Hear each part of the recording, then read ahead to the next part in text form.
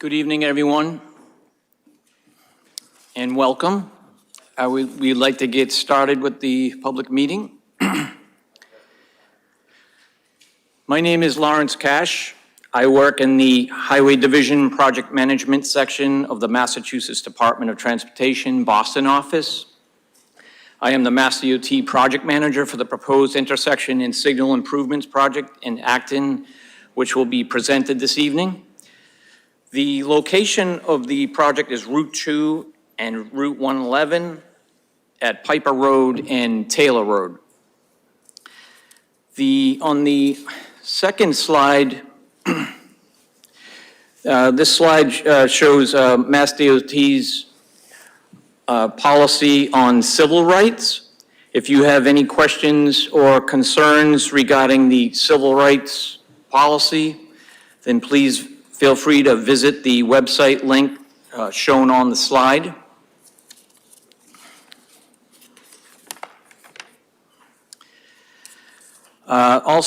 This meeting this evening is also being live streamed and recorded by the town of Acton. For those that are viewing on live stream, please be aware that MassDOT will not be able to participate to answer any of your comments directly off the live stream. However, you may submit any questions or comments by using the email address displayed on the slide. That is MassDOT Project Management at dot.state.ma.us. You may also find the information on the MassDOT meeting flyer. Also, for those present here this evening, I will remind you that the attendance sheet will become part of the project file and the project record, public record. So if you would like to have your attendance at this meeting to be part of the public record, then please sign in. The sign-in sheet is located by the entryway. The meeting flyer containing details regarding this project is also next to the sign-in sheet. Next, we'll talk about some of the introductions this evening. For the meeting panel, to my left is Ann Sullivan from MassDOT District 3 Office, Project Development Section. And we also have Ganesh Sankar, Senior Traffic Engineer, also at District 3. And from our MassDOT's design consultant, we have HDR Engineering, we have Tony Santoro, we have Jeff Toussaint, we have Will Hume, Phil Fusco, and also Jennifer Lopez.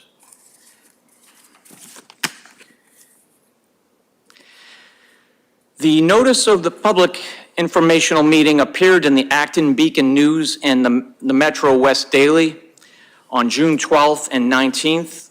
Copy of this notice is located near the sign-in sheet. The notice and flyer can also be found on MassDOT's public events webpage and has also been advertised on MassDOT's Facebook and Twitter page. MassDOT would also like to thank the town of Acton for doing a great job by providing the meeting notice on the town's public website. The agenda this evening will include the following. The project location, which you can see just to the right, it's a little small on the screen, but it's showing Route 2 westbound and eastbound, both Piper and Taylor Road, and also the ramps at Route 111. We will also cover the project history, project needs and goals, design alternatives, the proposed design, next steps, and lastly, the questions and answer period.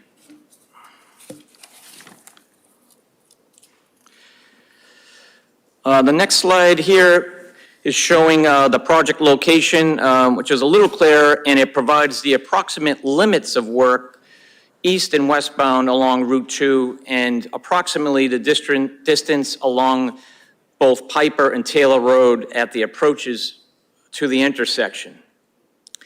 The Route 111 ramps are also shown on the left side of the photo. So how did we get here? A little project history. So prior to 2019, a road safety audit was conducted by MassDOT, and the safety analysis report was prepared, which covers many of the accident types that occurred at the existing intersection. A 25% design was submitted in 2019 and reviewed through 2020. MassDOT met with the town DPW office. This 25% design did not advance due to lack of turning movements, particularly from the Route 2 eastbound onto Taylor Road. This alternative will be shown briefly in the presentation. Between 2020 and 2024, numerous alternatives and concepts were reviewed by MassDOT and the various design consultants involved. Once again, the DPW office was kept informed with our progress and the various updates. In early 2025, MassDOT met with DPW and the engineering office to discuss the preferred concept, which now leads us to tonight's public informational meeting.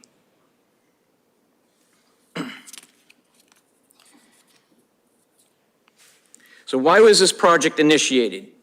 At this time, I would like to have HDR talk a little about the MassDOT's, to cover the project goals and go over some of the alternatives with you and also the proposed concept. Jeff? Thank you, Larry. So on the next slide here, we'll talk about, the project needs and goals. For this project, we have three main goals in mind. First one is increasing safety, second one, improving mobility, and the third one, reducing delays throughout the intersection. So first, let's discuss the safety concerns at the intersection as it stands today. So the intersection is considered a high crash location. In fact, top 200 crash cluster in the Commonwealth. What we've observed is that operating speeds are significantly higher than the posted speeds, and you can see the posted speeds up top, 45 on Route 2 eastbound, westbound, and then 25 on the minor roads, which are Piper and Taylor. Some of the reasons or some of the issues with the intersection include, the complex geometry. It's a little challenging to navigate, particularly if it's, your first time through. The other aspect is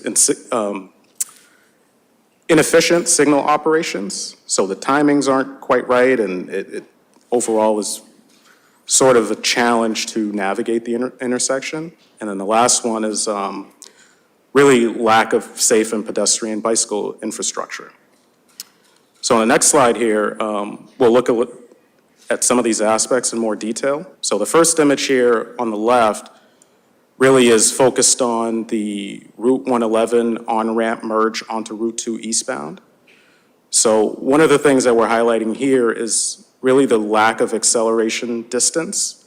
And picture this, right, as you're at the approach of the ramp and you're looking up Route 2, and then, you see that bridge sight line through there, and it's sort of tough to get that merge distance to get right onto Route 2. The second image here in the center is really vehicles that are storing in the median. So as they're trying to navigate those north and southbound movements and they're traveling through the intersection, depending on what the signal timing is at that particular time, vehicles tend to get trapped in the median. In some cases, it actually encourages red light running as, it feels unsafe to be there, so vehicles are traveling through there. And the third one, which I touched on a little bit, is really that sight line as you're coming through Route 2 eastbound. It's actually really not apparent that you're seeing that Route 111 merge. So depending on, what the cues are at the intersection, at the signal itself, it creates a bit of a safety hazard through there. Next on this slide here, we just, there's some crash statistics. I won't cover this in detail, but it is worth noting that this is ranked, 58th in the Commonwealth as far as intersection crash clusters, top 5% within the town of Acton, as well as the Metropolitan Area Planning Council. And the last of these statistics that I'll cover really is that we're seeing that 70% of crashes really are angle and rear end crashes. That accounts for 73% of the crashes at this intersection. Next, we'll move on to mobility.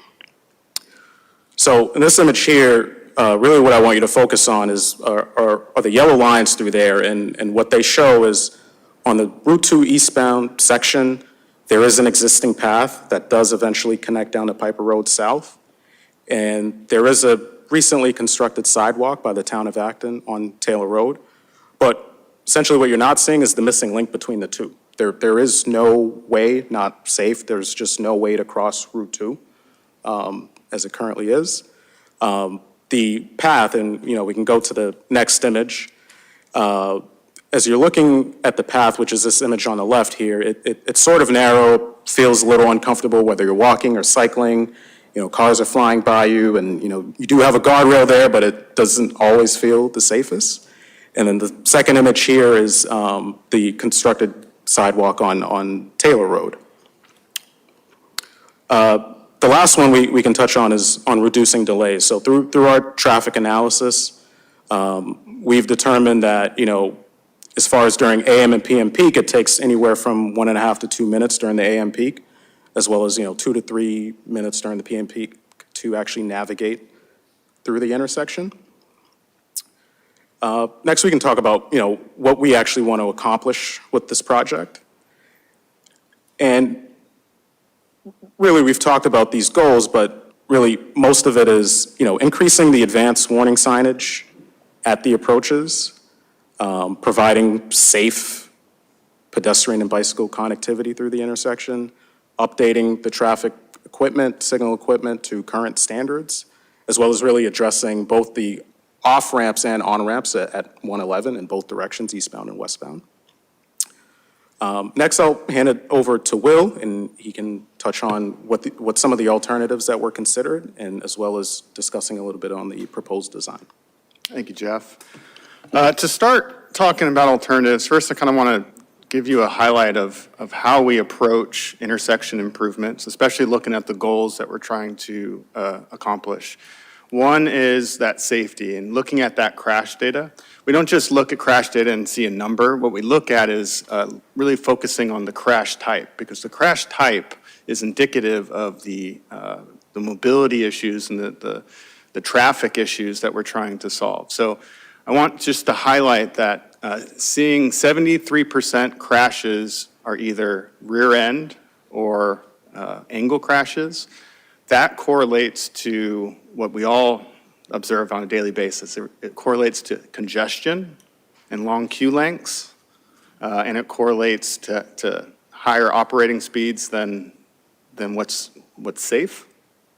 And then angle crashes, it correlates to that, the conflict points, the number of left turns, the confusion, being kind of trapped in that median and knowing when it's your turn to go versus when you're supposed to be yielding. And so when we start approaching alternatives, and safety being one of the main goals, this is really what we're trying to solve, is reducing congestion and reducing conflicts, or making it clear when it's your turn to enter the intersection. We started with looking at typical intersections. Go ahead, next slide. A typical improvement when we look at trying to reduce congestion is trying to add capacity to the intersection. And so what you see here is a traditional intersection widening. We widen Route 2 to accommodate more lanes along Route 2. That allows us to get more traffic through the intersection. And with this, we also are providing the intersection crosswalks for pedestrians. So we're providing those other safety benefits for non-motorized users. The challenge with this intersection from an operations standpoint really stems from the signal and how it operates itself. because it's such a wide median, there's so much lost time, or time where nobody really gets into the intersection and moves. And so this intersection treatment, although it would add capacity to Route 2, it doesn't solve the signal operation deficiencies that are occurring out there today. And so for that reason, it doesn't really address the left turn conflicts, and it doesn't really address the congestion that we're trying to solve to improve safety. And so it was not advanced forward. To try to, the next slide. As Larry mentioned, there was a 25% design concept that was advanced that tried to remove the eastbound left turn, and that would then give more green time to your other main movements. This allows the signal to operate more efficiently, and it allows for greater capacity. So it would solve some of that congestion issue. However, it doesn't provide full movements through the intersection, and it actually hinders your ability to access your town. And so for that reason, really, it was also one that was not advanced. Next slide. So because traditional intersection treatments really are not, were deemed not really viable for this intersection improvement, we really had to start looking at atypical treatments. Atypical treatments, the Federal Highway Administration, they have these certain treatments that reduce conflict points and increase capacity by either simplifying the signal itself and removing or redirecting traffic flow. And so what we're proposing is called an asymmetrical redirected crossing U-turn. I know that sounds convoluted, it sounds kind of crazy, but hold with me and I'll walk you through it. So with this treatment, the signal itself gives more green time to the through movements. So movements along Route 2, movements southbound on Taylor, and Piper Road is a movement that is redirected. Because we give more green time to all other movements, that addresses the congestion and it actually facilitates more traffic through the intersection. Now, I know you look at this and you think, well, now if I'm on Piper Road, I'm going to be going through 3 signals. And that's where the coordination or the sequence of these signals work together as a system. And so although this looks like 3 intersections now, it actually operates as one single unit. And we have a slide later that shows a video of how this will operate. I'll walk you through, next slide, I'll walk you through the redirected movements, and so you can understand how this type of intersection treatment changes your way you travel through this intersection today. So I'll start focusing with the Piper Road movements. Today, if you were on Piper Road and you wanted to go eastbound on Route 2, you would make a right turn. That's the same as it is with this intersection. The northbound through movement and the northbound left turn movement, those are redirected to a downstream signalized U-turn. That signal is coordinated with the main signal, and so you will not have to stop more than once for most people. It's intended to progress your travel through all 3 of these intersections at the same time. So if you wanted to go Piper Road to Taylor Road, you would turn right, you would travel to the U-turn location, you would then U-turn, and then you'd be making a right turn to turn onto Taylor Road. If you wanted to go westbound on Route 2, you would do the same thing. You would turn right, you would U-turn, and then you would just go straight through the signal. The other movement that is redirected is the eastbound left turn. So the eastbound left turn would travel through the main intersection, it would U-turn at the signal, and then it would then turn right onto Taylor Road. What we look at when we look at whether this is a viable concept is overall how the system works. Are we able to coordinate the signals to where it minimizes your impacted travel time? I recognize that by placing, redirecting movements, we're going to be increasing some of the travel distance. But really the focus is, do we save you time getting you through the intersection? And the other critical component, and really what achieves the main purpose of this project, is the safety benefits. So throughout the country, these types of treatments are being utilized, and it's shown to reduce crashes by 30%, 30 to 35%. That is because it reduces the overall conflict points that you see at the intersection. It also redirects what would be your traditional left turns, and it simplifies the intersection for really for Piper-Taylor. If you want to go through or go left, for Piper, it's one channelized movement working together. Overall, this is also a smaller footprint than other alternatives that were considered, which is important when it comes to environmentally sensitive areas, which we have throughout the project area. It is provides the intersection or crosswalks for pedestrians, and compared to a traditional intersection widening, there's less conflict points for pedestrians as well. And so this type of intersection, it checks all our boxes for what we're trying to achieve with this project. It reduces congestion, it improves travel time, reduces delay, it improves mobility for non-motorized users, and overall, it will improve safety. Next slide. So on the screen, what you see is our microsimulation analysis. What we did is we looked at existing traffic volumes, and we modeled this to understand how these signals will work together.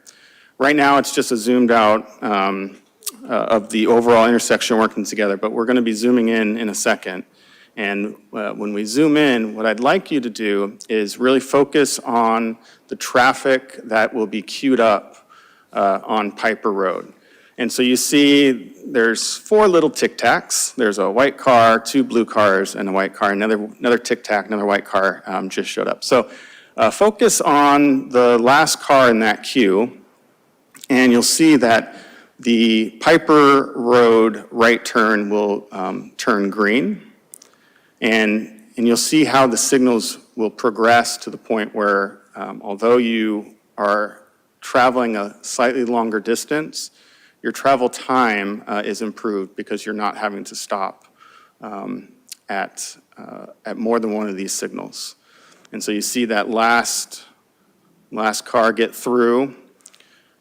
This simulation represents how we would see this signal working on the day of opening. But it is something that when it gets designed and gets built, we field test and we field time and optimize the signal timing for the traffic demand flow for these redirected movements.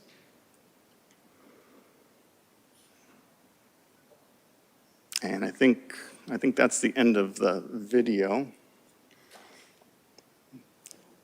Next slide. So to sum up why this is the preferred option, overall it reduces travel time, average travel time for vehicles going through this intersection. Based on our analysis, there's a 34% reduction and a 60% reduction in average travel time during the AM and PM peak periods, respectively. As I mentioned, when we talk about safety and addressing the crash issues, we really focus on the crash types that we're trying to resolve. And so this intersection really does directly address the angle and rear end crashes by reducing the queue lengths, reducing the congestion, reducing the driver frustration that has the potential of leading to different decision-making that's occurring today. Overall, the footprint is really well within the, it's minimal impact to the existing footprint. It's respectful to the environmentally sensitive areas, and there's some additional improvements outside of the signal operation and the redirection of traffic flow that Jeff will speak to. Sure. Next slide, please. So here on the slide, I want to focus west of the intersection at Piper and Taylor. We can show you some of the additional benefits of this alternative. So looking westbound, really north of your page here, that additional lane westbound will actually outlet directly onto 111, and that lane would get dropped after, and people can merge after that point. But the benefit that it provides is, you avoid that friction heading westbound where, you have two lanes and you have, a segment of motorists that are trying to get off, and then there are those that are trying to continue through. So that'll help to reduce that friction a little bit. On the southern end, similarly, we're adding a dedicated lane right at that 111 ramp, which will go through the intersection, through the intersection itself, and it'll eventually taper back in further out. And the benefit that that provides is that it gives you additional weaving capacity. So today, as it stands, I mean, the standard weave length is something like 1,000 feet that you have to weave in and out of your lane. Existing is about 500 or 600. And adding that additional lane, what it allows you to do is as you go through the intersection, you have more time to react and get where you want to be without feeling the pressure of avoiding oncoming vehicles. If we go back to the next slide a little bit, I just want to talk about a couple more items there. The other aspect on the mobility side, so bottom right, there's a call out there for a barrier-separated shared use path. So today that existing path is protected by a guardrail with a fence. We're actually looking at, providing a barrier through there. In addition to widening the overall footprint of the path, that'll provide a bidirectional shared use path facility. And that barrier similarly will, it'll feel more comfortable as you're traversing through that path, whether you're on a bike or you're on foot, whatnot. And then let's go to the next slide. Just want to see if there are a couple more. And yeah, so as I mentioned, you can see at the top right, this is where we begin to add that additional lane that'll carry you through 111. And then on the southern side, you can start to see that lane starting to taper back in and get you back to those two lanes, Route 2 eastbound.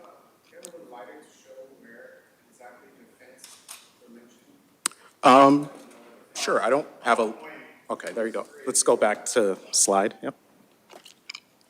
So it's this right here, the barrier, it's hard to see, but there's dots that represent that barrier, but it's barrier separated, shared use path itself.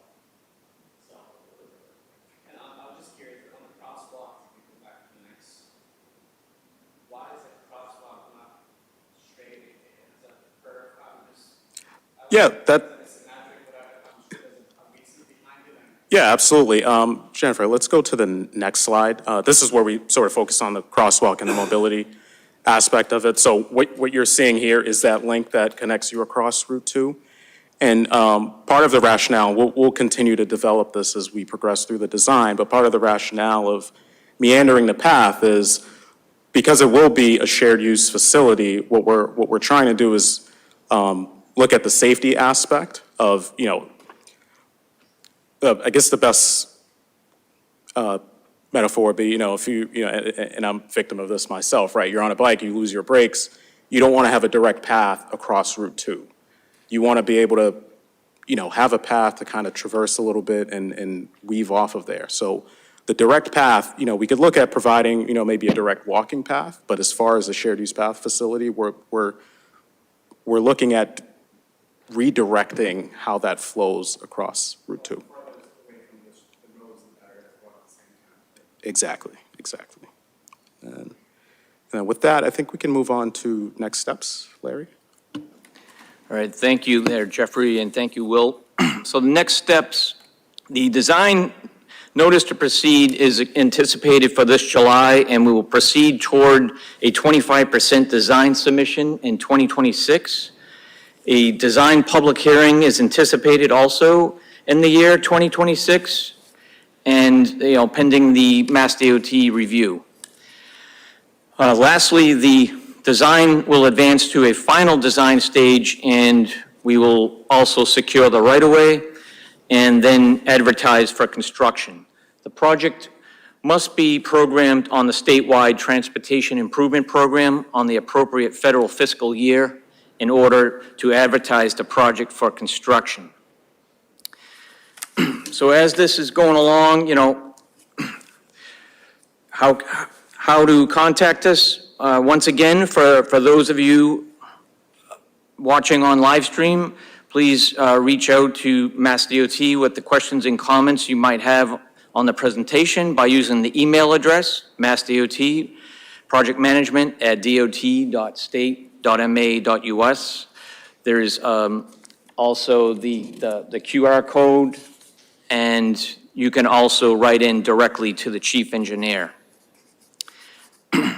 MassDOT will provide responses to any of the questions or comments that come in a timely manner.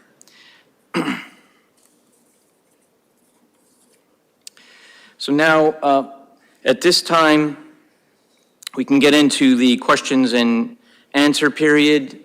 And so before I open the meeting to the public, I'll just briefly explain the procedure here. We can go around and pass the wireless microphone to you.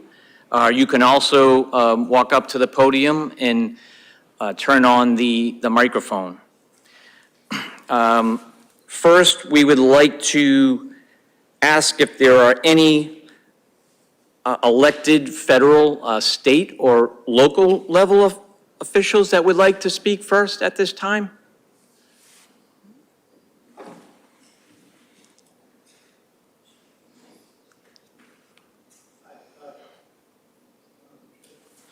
Jim Snyder Grant, I'm on the Acton Select Board. I was wondering if you could review the path for a northbound bicyclist coming up Piper who wants to get across Route 2. I wasn't quite able to suss that out looking at the plans. Sure, we can go back to one of the slides, Jeff.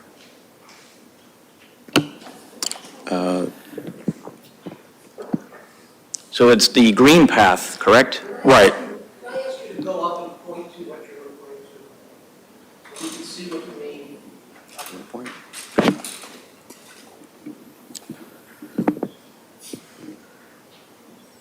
So, Jennifer, maybe it's worth going back to the original slide with the mobility or the missing link. We can start there and then we'll walk through. Should be in yellow. It's a bit further back.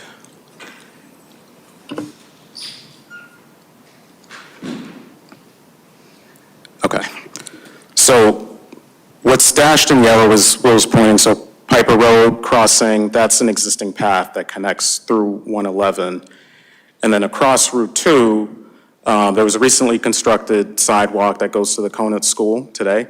Beyond that, there is no link to cross Route 2, whether you're on a bicycle or you're on foot. And Jennifer, let's go back to the slide. I mean, basically, when I try to do that now, I just act like a car and wait for the lights and go through. It's risky, but it works. Right, yeah,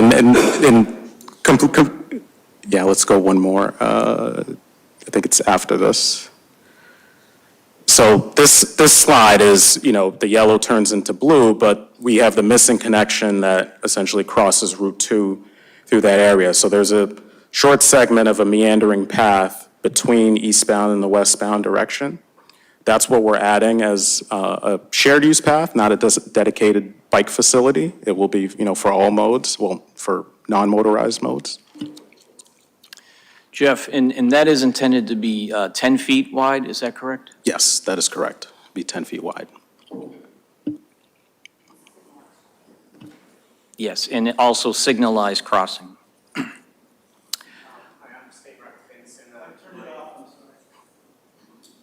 State Rep Dan Sena. My concern with with more access with people walking, which is great, is lighting. Any aspect to make sure, because it gets very dark in that area. So I don't know if there's any additional lighting that could be placed, through that path where people are going to be crossing, and if the satellite has a place where people can, press the button, okay, some kind of lighting system there, and I don't know what those are called, but we did some of that on Great Road after the accident. So just really want to bring that to attention of everyone here to make sure we're addressing that issue. That's a concern of mine. But I appreciate the design. I think it looks great. And so far, I think with the cars that you have already proposed, that the timing, I think, is certainly looking promising. So I appreciate it. Sure. Thank you. On the lighting, so the roadway safety audit that was completed in 2015 did identify a potential lighting improvement, which would help visibility at the intersection. As far as crossing with the new path, there will be dedicated signal buttons that will allow you to cross with the signal. The third aspect I think you were mentioning were rapid flashing beacons. Those are typically not treatments that we would put on a road like Route 2. However, they could be applicable to both Piper and Taylor downstream of the intersection. So as you reach that, blue section, right, we have to allow both pedestrians and cyclists to cross the road. That could be a potential treatment there as we advance the design. I'd like to add too, where we have the pedestrian crosswalks, the signal will be timed accordingly to allow them to comfortably cross, meeting our standards for such things. Thank you. Are there any other elected officials at this time that would like to speak? Hi, Alyssa Nickel. I'm also on the Acton Select Board. I really appreciate that you've given us data to demonstrate that even though the travel distance is increasing, the travel time is less with this additional light. This is an intersection that I go through multiple times a day because I live on School Street. And one of the things that I do is I do not go when the light turns green. I go when I can confirm that the traffic on Route 2 is actually stopped, because people have waited a long time at the rotary, drivers have waited a long time at the rotary, and they come flying down Route 2, usually westbound, and will often run that red light at Taylor. So the addition of a second light makes me think that that is going to continue at this new light. So I'm wondering, I appreciate the animation, but I was paying attention to the Tic Tacs on Piper, so I didn't see what is the delay at that new light before the traffic westbound stops with the red light and the green light allows folks to use that RTC to turn. So that delay that you're referring to is what we call the all red. It's where no one can really or is supposed to access the intersection. It's meant to be able to, if someone gets into the intersection when it's yellow, they have the ability to clear the next conflict before we release any movement. Today, the all red for this intersection is large. And that really means there's not a lot of people that, if they're following the law, there's a lot of time where no one's really going through this intersection. For this, we look at the length of conflict.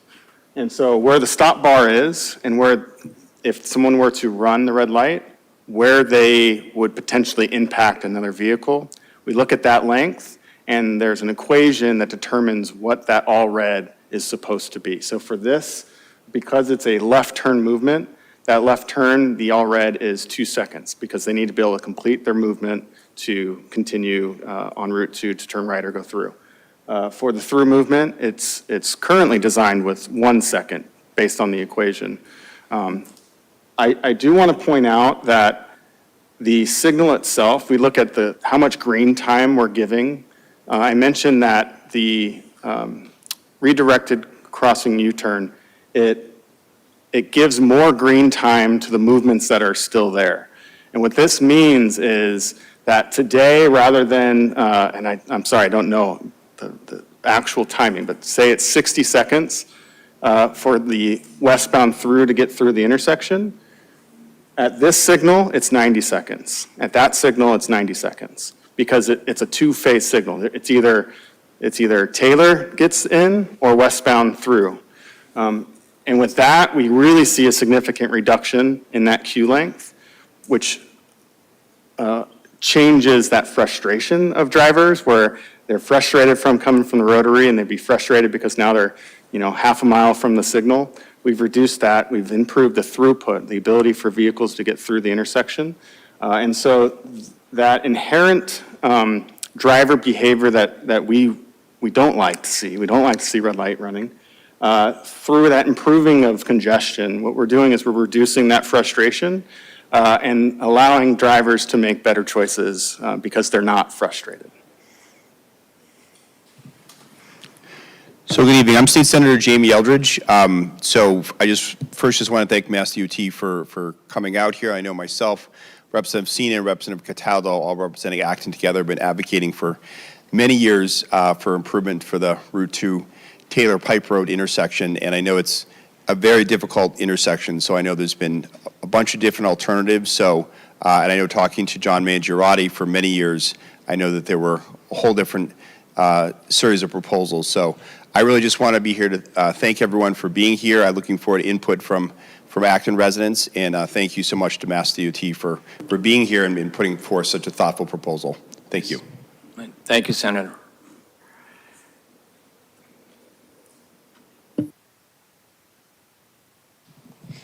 How are you? Thank you. Fran Arsenault, I'm on the Acton Select Board as well. I was curious, my focus was on the 111 exit. And did I hear you correctly saying that you would widen, the lanes will be widening to? We're adding an additional westbound lane that rather than just having the two lanes where then you veer off to the right to go 111, you'd see that additional lane here, that extends all the way back through the previous signal. Okay. So that will act as like a deceleration lane for the exit? Right. So Great. what we're looking for is, we don't like speed differential. We don't like to see cars going 60 and cars going 25. That's part of the issue we see with the eastbound on-ramp, where you're coming from a stop and you need to gun it because they're barreling down on you. By extending that as an auxiliary lane, we reduce that differential. So we look at the acceleration. That's that auxiliary lane that provides you to join Route 2 without merging immediately, and allows you to maintain a higher speed, the posted speed. Same with the decel. We don't really want people decelling in a through lane, increasing the potential of being rear-ended. And so separating that turning movement by providing them a dedicated lane to Route 111 is an improvement. Thank you. Thanks for the clarification. Okay, are there any other elected officials at this time that would like to speak? So now we can open the meeting to the public, and we welcome your questions and comments at this time.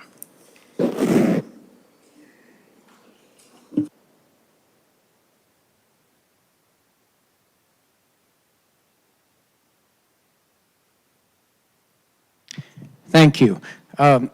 We live right at that intersection on the Piper Road side, and we go through it multiple times What is your last name? Bergman, Michael Bergman, 84 Piper Road. Thank you.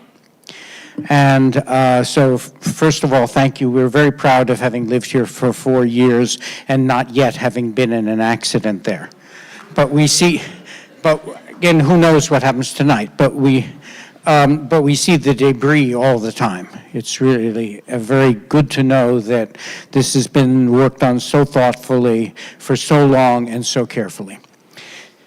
So I have a couple of different questions. One is, I don't understand the traffic pattern if you're going west on Route 2 and you want to turn left onto Piper Road. Second question, I'll just give them all. Second question is, I think the U-turn idea is brilliant, but I wonder if coming out of that U-turn, you're going to be rear-ended by somebody trying to get through the light going westbound. And my third question is, what is the approximate time frame for construction once it starts? And will the intersection just be completely closed, or will you just work on a piece of it at a time, or what is all that going to look like? So thank you very much, and I hope to live to see it. Thank you.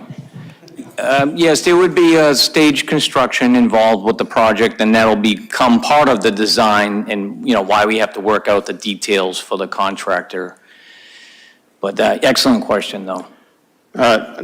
To go over the movements, we were highlighting the movements that are redirected. All other movements, eastbound, westbound, southbound, and westbound left, all of those are being maintained as if it was a traditional intersection, and those are protected with the signals. Currently there is a kind of field left turn kind of ramp where you kind of go onto the ramp and stop at the signal. Is that still? So we're removing those, we're calling them slip lanes. It's a very atypical treatment. And what you see right here is your traditional left turn. And so the westbound left will get a green and it'll progress through, and they won't be stopping in the middle. If you watch the microsimulation, we prevent through the signalization of the traffic, we prevent vehicles getting trapped in that middle. So you're coming up at 45 miles an hour and you turn left. You have a dedicated left turn lane, which will be designed with the appropriate deceleration and length based on our traffic analysis. An hour of traffic, right? Yes. Thank you. I think there was one other question. Oh, we're ending on the U-turn. I'm going to say that again, that type of driver behavior is associated with the congestion and the frustration of the delays that occur today. And through our improved and optimized signalization and the greater green time we're giving the westbound through and the eastbound through, we anticipate seeing a reduction in that red light running.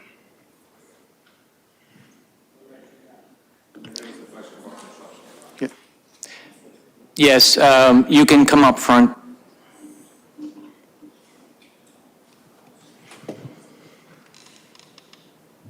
Thank you. My question is really related to Taylor Road, because that's how I come in from the center, and you didn't discuss anything that's changing with Taylor Road, but it looks like there's now 2 lanes coming in, where there used to be just 1 lane. And obviously, I'll reiterate, people run that light constantly, and you never can start up on Taylor Road. And you literally can sit there for a whole light cycle and not be able to go because cars keep coming through. So I'm curious about that.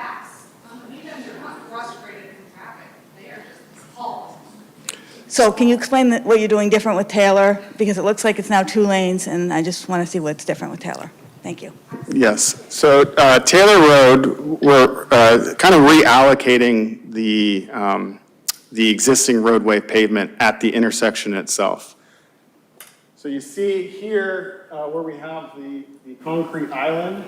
This right here is really just southbound access because we've redirected that northbound through traffic. And so that allows that separation of your through traffic, southbound through, southbound right, and that southbound left turn. So it allows for optimized traffic flow just because we're separating out those movements. The access through the intersection for Taylor is the same as it is today, with the exception that you're no longer going to be stopped behind somebody that wants to make a left because we've separated those conflict or those movements. Regarding red light running as well, there's some sight distance challenges with what is out there today. There's a horizontal curve if you're going westbound where as you're approaching where you see the wigwag sign, you don't really see the signal itself. And due to the high operating speeds and not the excessive speeding, that also is a potential for what we're seeing with the red light running. Because we're now moving a new signal closer, we're actually placing that signal in a location that is more optimal. You have better sight lines to that signal. And so you, coming out of the rotary, the signal will be more apparent to you. And again, we anticipate a reduction in red light running.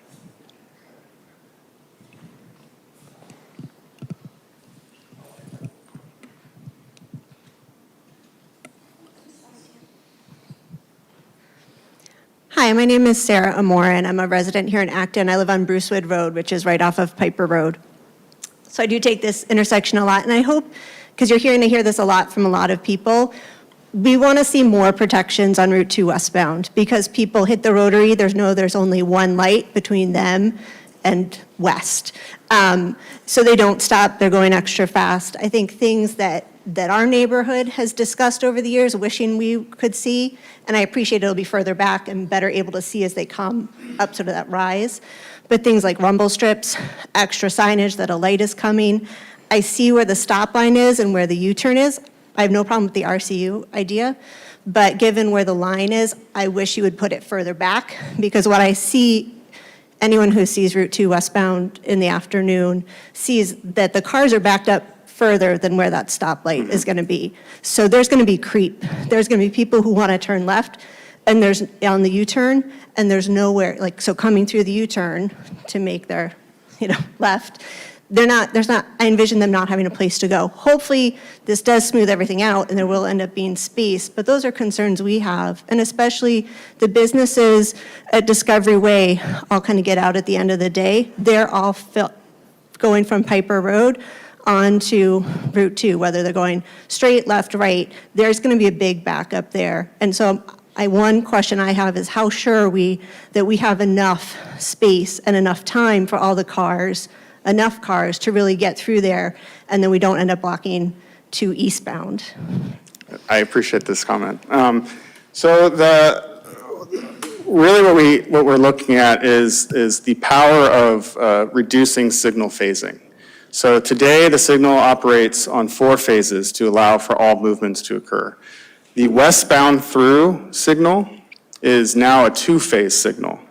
Now, what this means is we're taking a pie, and rather than cutting it up into 4 slices, we're cutting it up into 2. And predominantly, that westbound through movement is getting a majority of that pie because it is the highest volume. Because we reduce the signal phasing, it allows us for greater flexibility in giving appropriate time to clear the queues that occur. I know that today you see a significant queue on Piper, and part of that is because as the signal fails, you see a residual queue build up. And so if I was able to, 5 cars arrive, I can process. 10 cars arrive, I can process. If 15 cars arrive, I can only process 12. Well, the next cycle, when 15 cars arrive, I have 17 there. And so it builds and builds and builds. And that's where you see this excessive queuing that occurs today. Our goal is to be able to process the traffic as it arrives. We don't want to see signal failure. And so that reduction in signal phasing allows us to give green time to the traffic, reducing the overall queue lengths, and being able to process that demand traffic as it arrives, limiting the queue length. And so the placement of that U-turn, in final design, it can shift. We're going to continue to analyze and evaluate the overall traffic operations, and we look for resiliency, because although we designed for 20 years, this intersection is going to be in the ground for longer than 20 years. And so understanding the potential for future growth, understanding what it would mean if you get to that U-turn and you don't have anywhere to go, there is potential for it to slide, but we are analyzing that, and we're recognizing, we look at queue lengths at the U-turn for the westbound through, and we look at average queue lengths and maximum queue lengths at the Taylor Road intersection, and that helps us determine the optimal place to place that U-turn. Yeah, I mean, I think if you want to talk rumble strips. Yeah, certainly on a. Understood, and certainly Tony can tell you how many times he's driven through that intersection and the dangers of it. As far as advanced warning and some rumble strips and traffic protection, yeah, we are looking at you have that wig-wag that's there today. We're looking at improving that in both directions, right? There's a VMS on the other side. We're looking at improving that so that they're on all the time. My understanding is that they're functioning half the time is generous. So we are looking into that. We're looking at separating also the U-turn bulb, adding a little bit of buffer there so that people aren't jumping the intersection and trying to get into that. So we're looking at all of those options and seeing what we can do to reduce and, well, really increase safety at the intersection. Very welcome.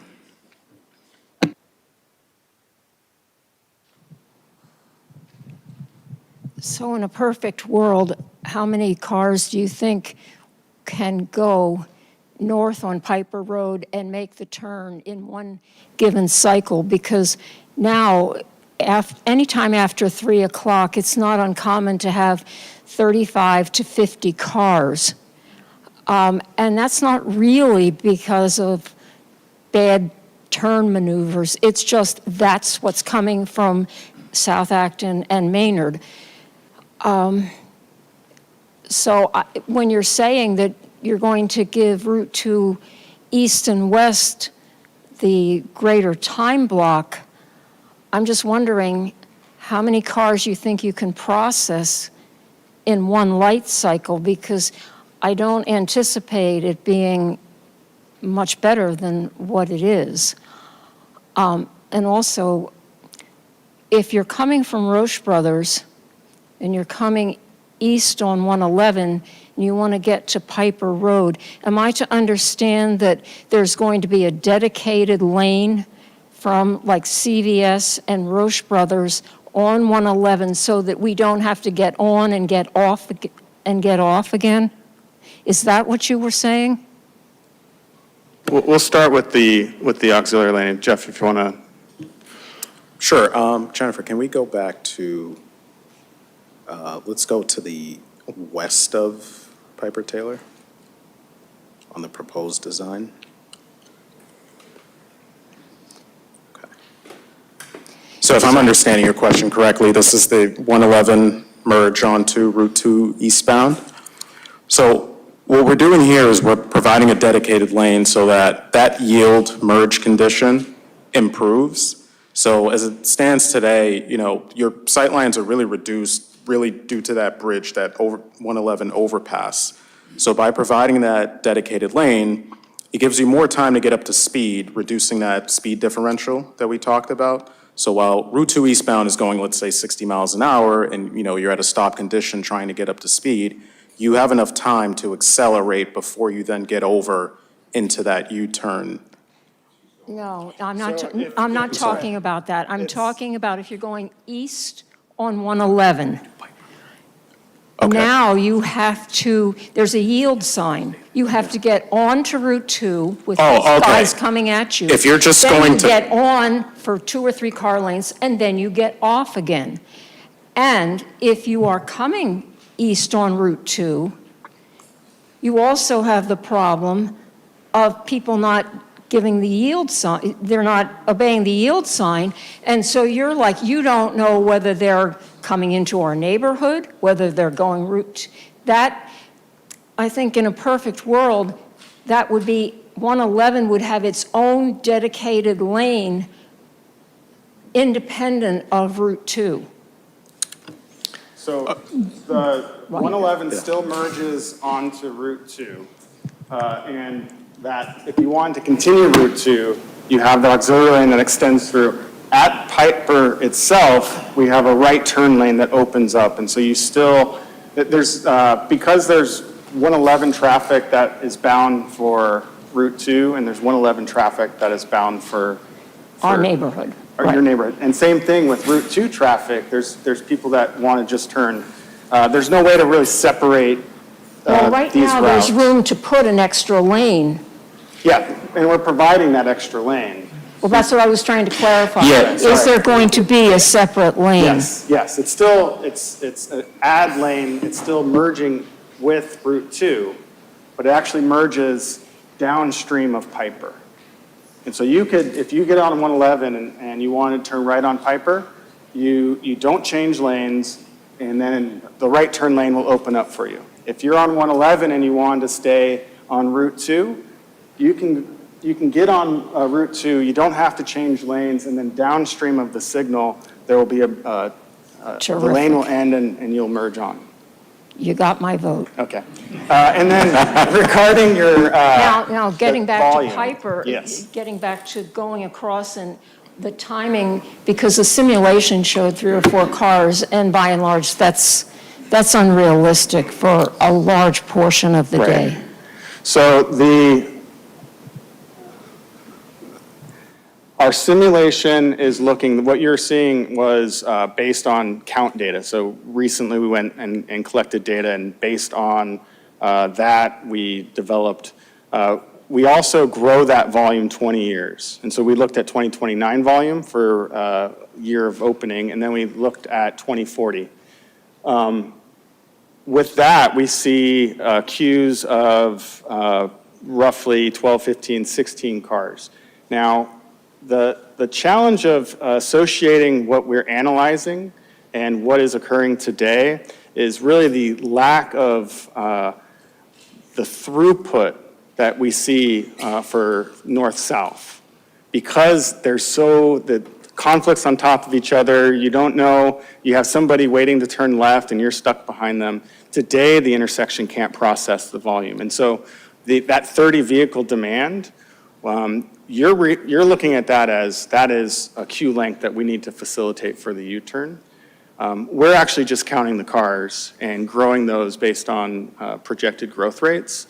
And again, it goes back to if 15 cars arrive every 2 minutes and I can process those 15 cars, I will never see a queue length of 30 cars. Right. I think my concern was that you had the data where there are large numbers of cars coming through as opposed to random few. Do you understand what I'm saying?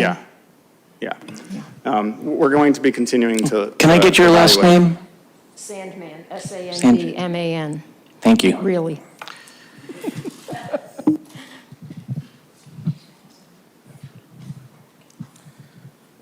Bill Claus, 70 Piper Road. Can you hear me all right? Yes. Okay. I'm a retired firefighter in this town. Right now, Route 2 is the separation for the fire department between north and south. Our ladder truck is housed on School Street and constantly crosses Route 2 at Piper Road to get to the other side of town with the mess that's at Kelly's Corner. I don't know if it's going to change any if and when that thing is ever finished. But we need to look at the distances that you have because you've got an Opticom system down there that is triggered by our emergency vehicles. I don't know, from what I can see, that you have the required distances to effectively operate and clear those intersections. Thank you.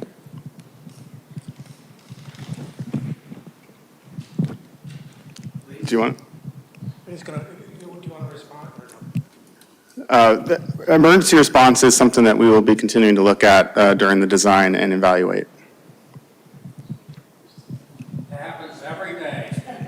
I'm sorry. Yep. They go right by my... Is this on? Yes.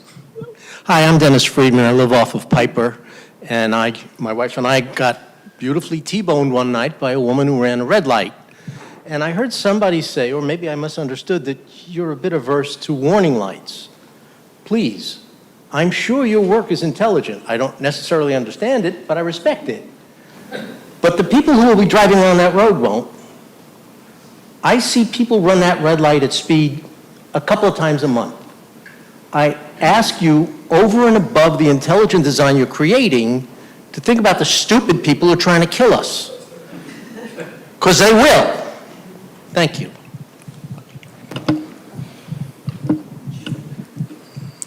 Thank you for those comments. We do have some ideas, right, Will, regarding the delay. We were talking about that some other time, but you can, if you want to formulate that answer later, that's fine. Yeah, we're going to be continuing. There's when it comes to the safety, it isn't throwing a dart on a dartboard. we look at things that we can effectively do to change the way people drive. And frustration goes into some of it, but I recognize that it isn't just, I'm stuck in traffic and I'm going to blow through this light. Sight distance is one I mentioned, and that might not be the only reason why people run red lights. The character or the feel of the roadway is a component of how people drive. So the fact that operating speeds are excessive, over 10 miles the posted speed limit, that is something that we want to try to change, effectively change, and that part of that is how the road feels. You drive as fast as you feel safe, most people. And so if it feels like it's a 55, 60 mile an hour road, people will drive 50, 60 miles an hour. And so there's treatments that we will be looking at that will try to effectively reduce the speeds, the operating speeds, which, again, it's anticipated would reduce the red light running. Hello, is this on? Yes. Okay, my name is Judy Pamarini. I live down on Driftwood Road, which is kind of off of Piper in the woods down the hill. And speaking of getting T-boned, 33 years ago, this month, in 1992, my 1-year-old and my 3-year-old and I were T-boned by someone running the red light going east on Route 2 at about 5 p.m. on a weekday. Our light was completely green. I was coming from Concord, taking a left, going westbound, taking a left onto Piper.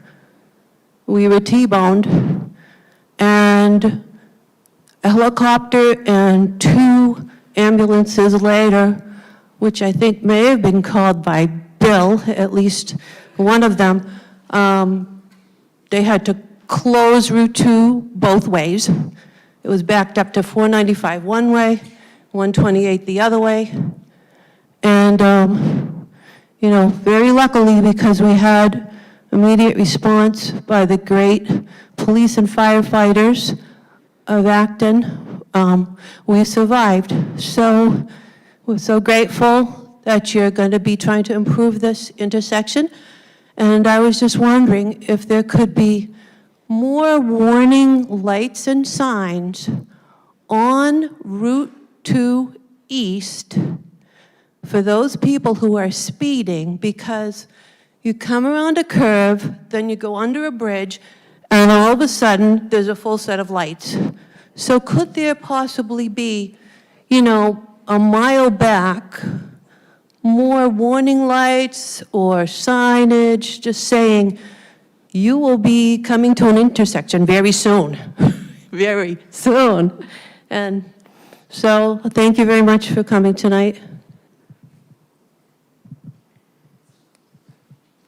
Are you going to respond? Yeah, so the VMS board on Route 2 eastbound, just before you approach the intersection, like Jeff was saying, sometimes it works and sometimes it does not. We are actively working with our contractor to make sure that the system is on at all times so that you get adequate warning before you get to the intersection. Unfortunately, some of the replacement parts for that particular system is coming from Canada, and we're having a hard time getting those replacement parts shipped to us, but we're actively working on it, and we hope to get that system up and running pretty soon here. Hi, Meredith Bergman, 84 Piper Road. I hope this is not a silly question, but are there no radar or cameras or some way to catch people who are speeding and find them? You're going to need a lot of money to build this.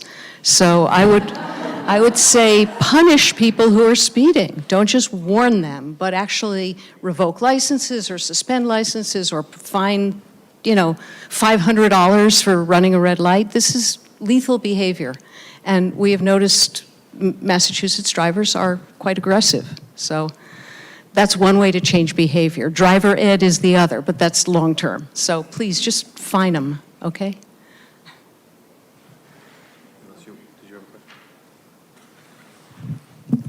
I'll just give a quick response. Some of that, it has to be legislated, like using cameras. We can't use cameras.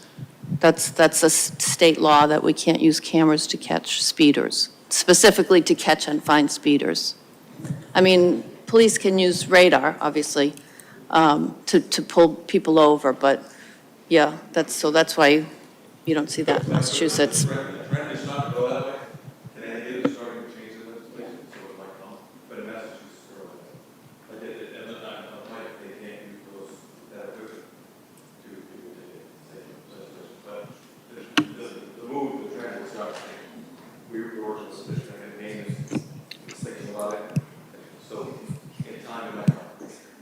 And I can add to the non-legislative aspect of that. So one of the things that we're looking at is actually providing safe locations where police can actually enforce the speed. As it stands today, there really is no safe location. That was identified as part of our road safety audit. So that is something that we're actively looking into. Thank you. Hi, Miriam Lezak. I'm a cyclist, and I'm wondering if you could go to the crosswalk. Yes, that one. Quick question going north onto Taylor Road from Piper. How do I need to squiggle my way across traffic to get to that left-hand lane? Because we've got two lanes going right. And how do I safely get to the lane that's going across to Piper? That goes straight across. I'm sorry, that goes to Taylor. But at that intersection right now, it looks like I have to, from Piper, I'm going to have to kind of squiggle my way across two lanes of cars that want to turn right and may or may not see me. So the bike treatment to cross is utilizing the crosswalk. Yeah, and so. Oh, okay, so there's a Yeah, so crosswalk that right green line is non-motorized users. So not just people walking, but Okay, so would I be have to people get on off. bikes as well. Yeah, Yes, so in theory, I go to that corner, correct. walk over and hop on. Okay. Yeah, and you're provided that protected walk Right. time to cross. Okay, great. Thank you very much. Hi, Steve P. Maroney. I'm at 7 Driftwood Road off of Piper, south of the intersection. So first, I want to commend you for coming up with a very novel solution. We've lived here 35 years, and I've gone through a million iterations of how to fix this intersection myself, including the Route 2 rotary in Concord, but that's another meeting. But I see a problem. Have you done any of your traffic studies at, say, 5:15 on a weekday? Yes, when we analyze traffic, we look at the AM and PM peaks, and when there's schools in the vicinity, we look But at have midday. you actually been on Piper Road at 5:15 on a weekday? I was out there today at 4. I would suggest it, because the traffic backs up at Yes. least 1,000 feet. Yeah. So with this solution, which again is commendable because it's novel, there is no way for the traffic coming out of the business park at Discovery Way to negotiate unimpeded onto Route 2 East, which right now they can, and that allows some alleviation of the backup. This way, it's a full stop, and that's going to be a real problem because they've got no place to go, and it's just going to make that backup far worse. So I suggest going back to the drawing board on that one. My second question, and don't laugh at it, but this is one of the solutions that I've been thinking of for 35 years. 80 years ago, they dealt with the same problems on Route 9 in Natick and Framingham, Wellesley. They built flyovers. Have you considered that? So we've only really analyzed at-grade solutions, so things that don't include structures or flyovers or grade separations. One of the challenging things when it comes to grade separating this intersection is the vicinity to the Route 111 interchange and just the topography and, again, the environmentally sensitive area. To analyze and advance a design of a grade separation at this location, we require a full NEPA process. You're talking likely a 10-year or more study to determine the feasibility. And that still doesn't recognize the geometric challenges that would occur. The other thing is it would become, it could be viewed as a barrier for your city itself. The walls, just the separation itself. So it's not I would say it's not a silly idea, but there are significant challenges with that grade separation in addition to the cost. I recognize what you're describing regarding today. You can come out and make a right turn on red. Likely during the peak, there's not a lot of traffic that does that because the demand in the eastbound direction is still high. But you're right, there are some that are able to get through, and they wouldn't contribute to the queue length. However, again, I'm going to just highlight that today, if you were to be out there and just count the traffic that is trying to go either northbound or northbound left, or even southbound left, and see for each cycle how many cars actually get through.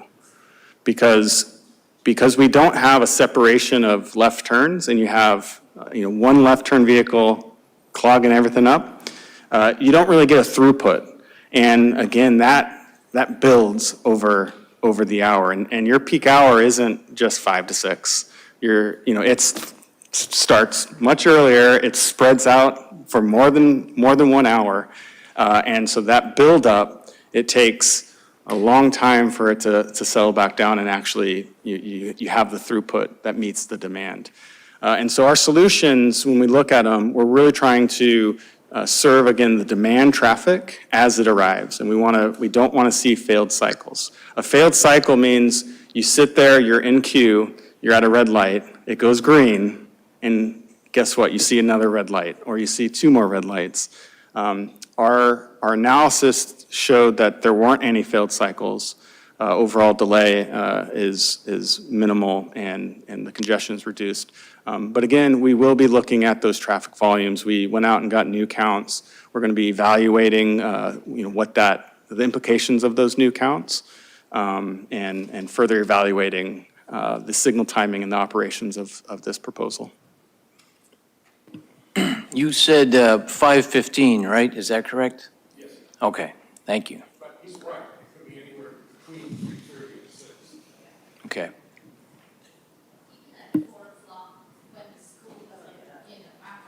Yeah.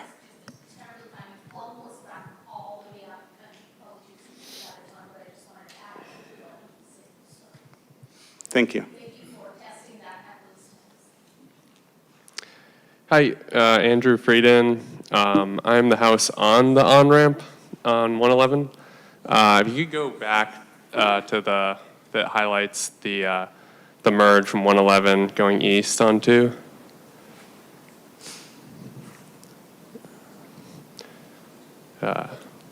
Yeah. Will my driveway be impacted by, it looks like the barrier goes right in front of my driveway, and then is there any way to be protected from turning into my driveway now that cars don't even have to yield? They'll be going full speed onto Route 2 because they have a protected lane. So, yeah, two-parter.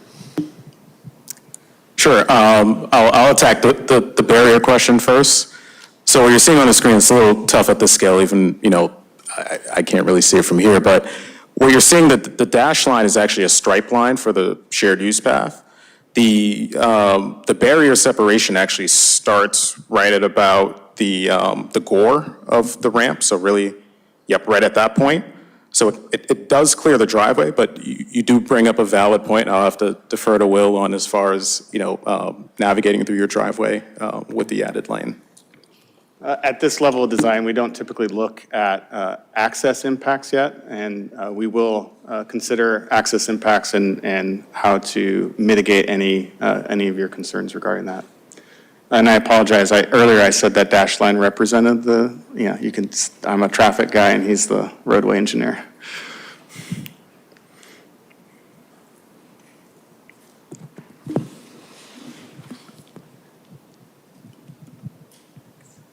Hello, my name is Jane Roberts. I live on Parker Street in South Acton.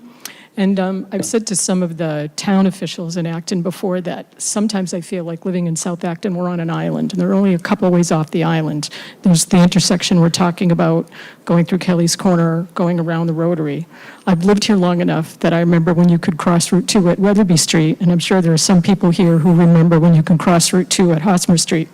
But for safety reasons, those things changed. So in addition to addressing safety, I hope that people understand that it's a quality of life issue too, that we're kind of stuck trying to get out of South Acton. You really do have to think twice, and I'm fortunate that I have the flexibility about, when do I come to the library? When do I come to town hall? Because during the school year, really after 2:30, you don't want to try to cross Route 2. And even in the morning, you have to wait until the school buses stop running. Otherwise, it's, frustrating, waste of time and gas. So I hope the state appreciates all the concerns here in addition to safety. I do have some specific technical comments, not that I'm a traffic planning engineer or anything. I hope you're using the most current data. I've heard people talk about, the esteemed Mr. Clower mentioned the fire trucks. I hope you're looking at how is it when the school buses try to go through? How is it when large trucks try to get through? We all love to use our GPS to find shortcuts and ways to minimize our travel time. And as someone who lives in South Acton, I see the big trucks on my street trying to avoid Route 2 and Route 111 and Route 62. So I hope there's consideration into how are these large trucks going to navigate, for example, the U-turn.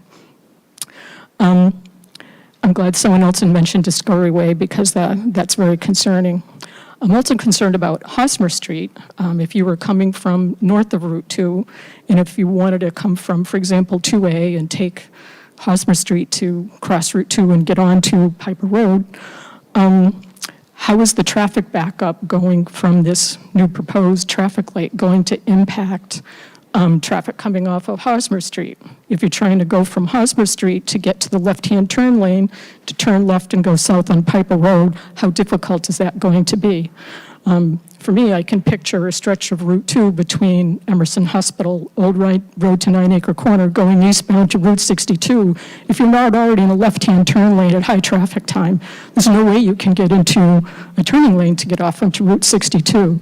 So I have concerns about that happening coming from Hosmer Street, going westbound, trying to get to Piper Road. I can also see conflicts for people from 111 going eastbound, trying to get into a left-hand turn lane so that they can do the U-turn and then go over to Taylor Road or wherever they want to go. But also for people who are going eastbound on Route 2 and then want to turn right on Piper Road, how are they going to cross all that traffic in a short distance of time? That was it. Thank you. Thank you.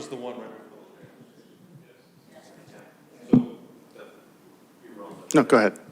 Well, all of this.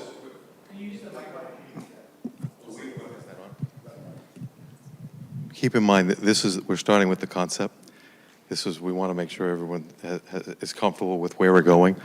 But all of it, all the advanced signing, the eastbound, the electronic sign that's not working, the flashing beacon, we call it the wig-wag. We'll look at it again. Once we have the concept, we're going to look at all the approaches, traffic calming, and the distances, and is that wig-wag that in the right spot with this new configuration? So all of it, this is the starting point. If the town is comfortable, we're looking forward to getting into the details, and we'll be back with more details. I hope that answers some of your questions. Yeah, regarding your concerns with access and lane changing, There's a couple things that really impact your ability to change lanes, and we call it, it's a weave. It's changing lanes to get into the lane you want. One is the density of traffic. And so today there's 2 lanes and it queues up because the signal is rather inefficient. And so that density the lanes are full. We are adding lanes, widening Route 2, separating some of that conflicting traffic. And so although you have an additional lane to transfer or to get into, we're improving the density of vehicles. So it's less density, you have the greater ability to safely change lanes. We'll continue to further evaluate that. Our model does look at what we call hard braking. Essentially, those tic-tacs, they know each other. They're not talking, they're not automated, but they recognize that there's other vehicles in the model.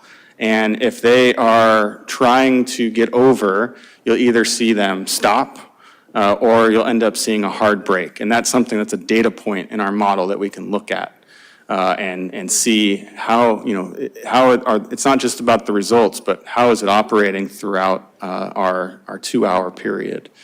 And so we'll continue to further evaluate to address those concerns.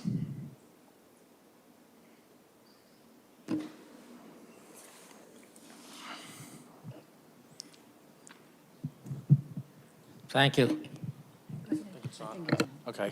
One of the things that was brought up tonight was the lighting of the whole area. There are 2 sets of lights up on poles right at what I call Dead Man's Curve, and that is right by 342 Mass Ave and headed towards Route 27 takeoff. Those have not operated for many, many years. It used to light up the area. It did a pretty good job. But there are still cars that come flying down eastbound and end up on what I think the correct address is 342 Mass Ave, right up on their front lawn. And that's another problem, wasn't even discussed tonight. Is there any way that we could go back in time and reopen either Weatherby Street or Hosmer Street to alleviate the traffic patterns? Because I think the state owns most of the land down in that area. And, could we do this and reduce some of the congestion in the area? We're not going to get any smaller. The traffic is not going to get any lighter. So thank you. Yeah, hi. So with regards to the lighting at 342 Mass Ave, we'll have our maintenance folks go out there and look at the lighting system and make sure that it's working. As for, you said about opening access at Hosmer Street, essentially what we are doing here is this project is supposed to take care of the circulation and access issues and improving the traffic flow through here. In the meantime, as a short-term measure, we'll certainly look for more opportunities and see if there are additional things that we can do here to improve both safety as well as traffic flow.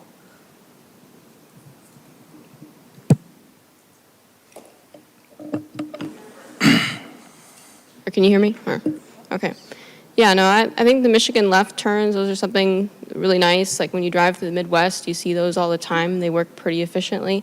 Another thing you see when you're in the Midwest are the warning lights I've heard people talk about. I mean, it makes it so much easier. You're just like, I'm not going to make it to the light, so I'm not going to continue to press the gas. I'm just going to coast to this light. And I think that would also kind of help kind of convince some people that, it's not worth it speeding, right, because you're not going to make it. So sometimes those warning lights, you come back here and you feel like you're living in the horse and carriage days. It's very futuristic over there.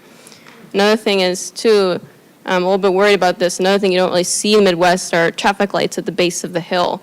Over here, with the warning lights, maybe that would help, but when it's giving me flashbacks to the way that Route 2 and Route 2A used to be out by Hanscom. That one was playing fender bender roulette every day, going through that one because you had a traffic light at the bottom of a hill. So I'm just concerned about stopping distances. Vehicles are getting much bigger, much heavier. So some of these pickup trucks are very large, so I'm concerned about them being able to stop on time.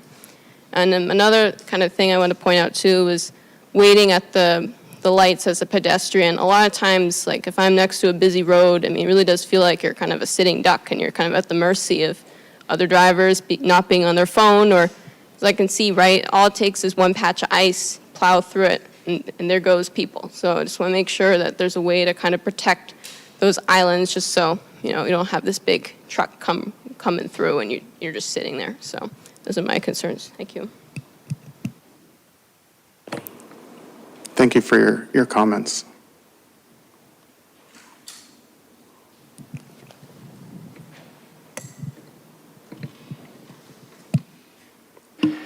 Are there any other questions at this time from the public?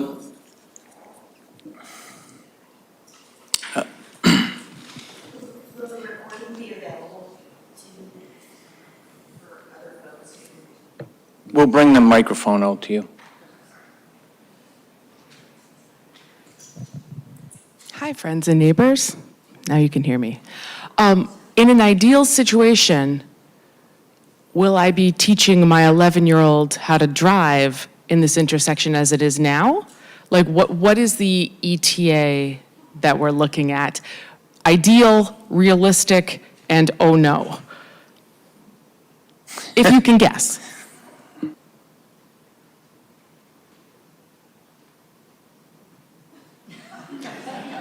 So 11, you're talking 5 years, or 4 years to permit, right? At 15? He's 12 in less than a week. 12, so, so yeah, it's 3 close. years. All right, so yeah.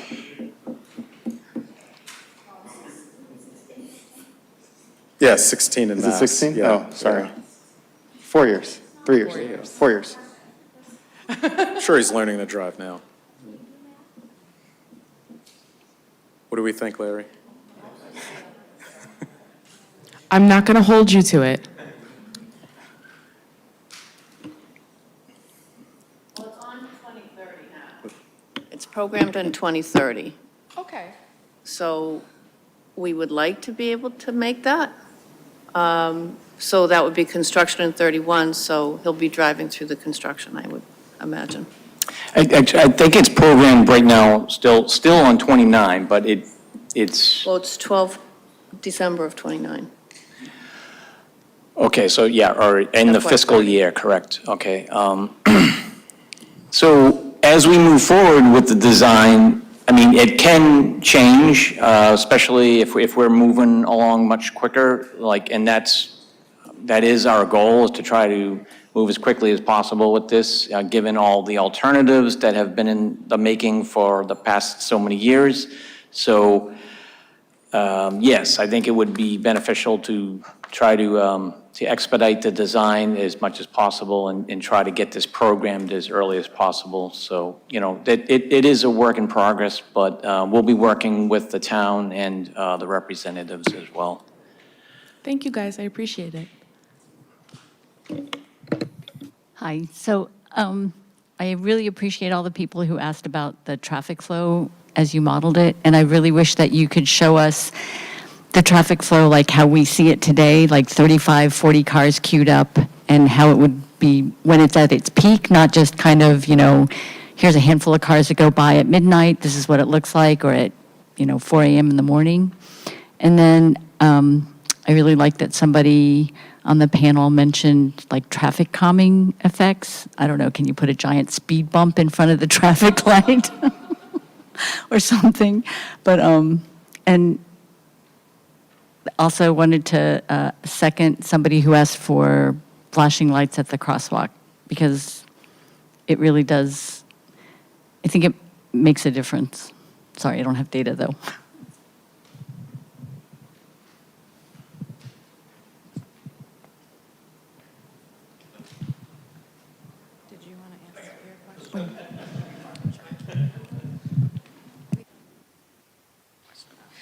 And I was just curious if this recording will be available for folks who may not have attended.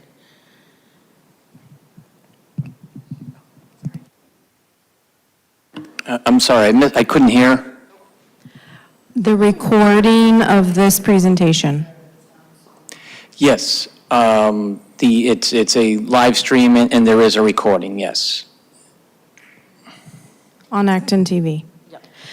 So this is Alyssa Nickel again, and I was just inspired by a couple of comments that I heard from the public that I want to echo. Somebody mentioned the Hosmer Street turn onto Route 2 West, and I just want to point out that the transfer station intersection is even closer to, will be even closer to this new light.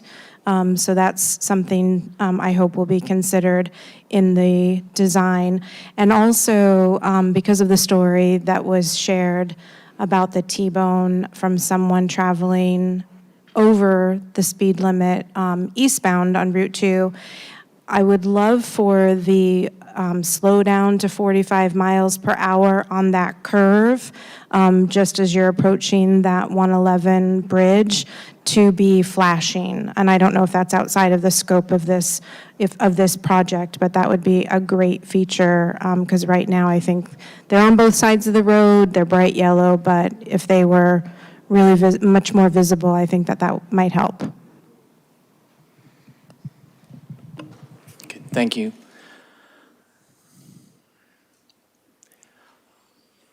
Yes.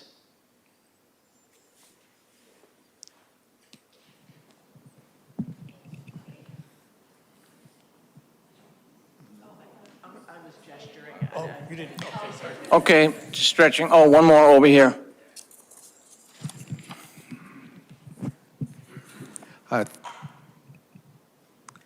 Yeah, thank you. Tony Roberts, Parker Street, South Acton. Mike, this looks like a very complex design, but I'm guessing it's not unique. You may have mentioned this, but if we were interested in going to another site in the state to look at a similar design, where would we go to look at this? Is there a location that you're modeling this design off of that we can observe today?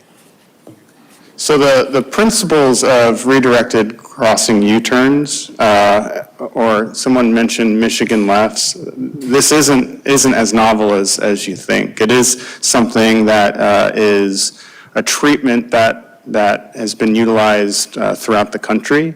Really in the Midwest, Michigan, you see these on a lot of parkways where left turns aren't provided and you U-turn them downstream. North Carolina, a lot of their suburban and rural roadways utilize these because it changes your conflict points and improves safety. I don't know if in Massachusetts there's a R-cut, and I will investigate that, and I don't know how to provide a response, but I will. I don't think we have an R-cut in Yeah, the state. I don't think so either. Yeah, this will be the first one. Yeah. Northern Dearborn has a lot of them.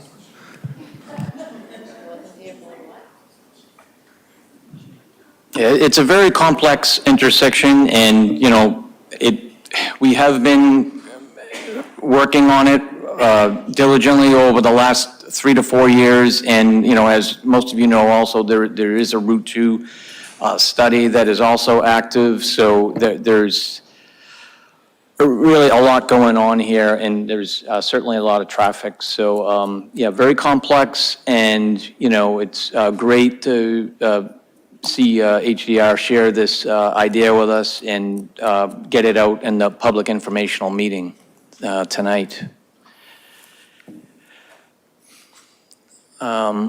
If there's no further questions or comments at this time, you know, just like to thank everybody for showing up this evening. And, you know, before we close the meeting, I'd just like to say that we will stay here as long as you're interested in discussing the project, and we will try to respond to any questions that might affect you personally regarding this project location. Thank you very much for attending the public informational meeting this evening and providing us with this room this evening at Town Hall. I declare this meeting closed at this time. It is 8:40 p.m.